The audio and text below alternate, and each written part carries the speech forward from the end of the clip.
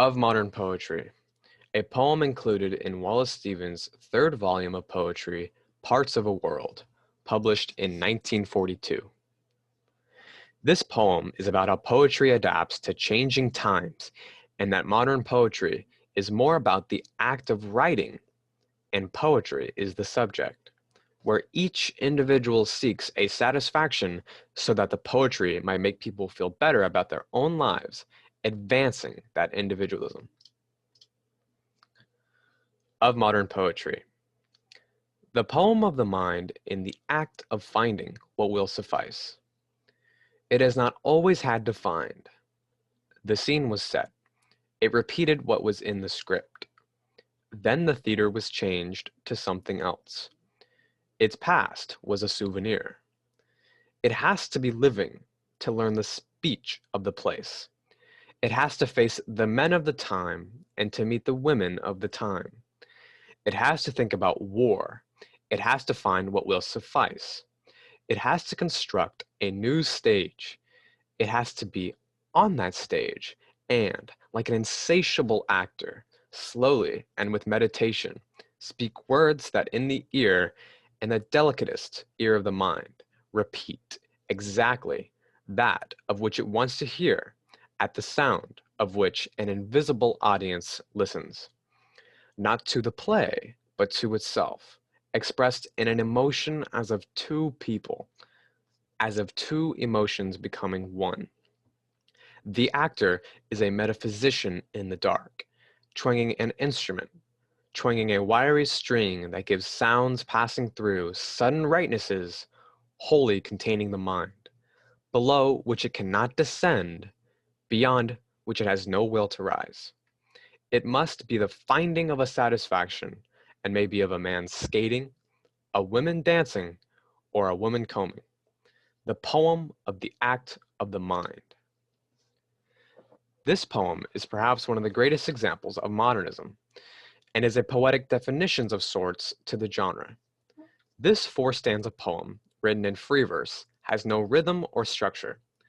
The fact in itself suggests that Stevens wanted to create a poem with a lack of traditionalist form and structure so as to make it unique and modernist. Additionally, his convincing and pensive tone sets up for a poem that demands attention and ultimately gives a promise of satisfaction, said by Stevens to be accomplished using the mind within the modernist poem of modern poetry. Wallace explains that modern poetry should focus on the acts of the mind itself, and that this will lead to satisfaction as seen through Stevens' use of metaphorical personification and confident tone. Stevens' use of personification also supports the reader in a greater knowledge of what modern poetry is defined as.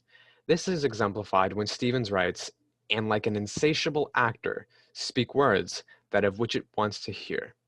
As described, Stevens is comparing modern poetry to that of an insatiable actor, or one that isn't content with the now and more obsessed with the then, with the later.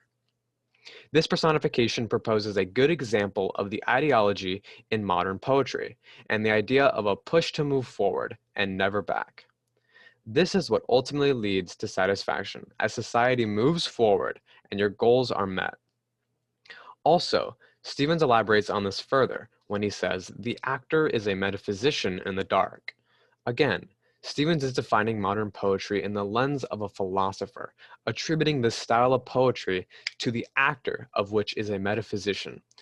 This field pertains to the relationships of humans and the materialistic world.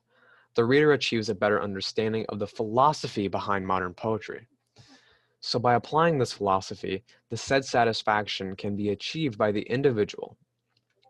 In Charles Altieri's article, Charles Altieri of Modern Poetry, he states, at stake is not simply how we see objects, but how we conceive the nature of objectivity and the powers that produce it.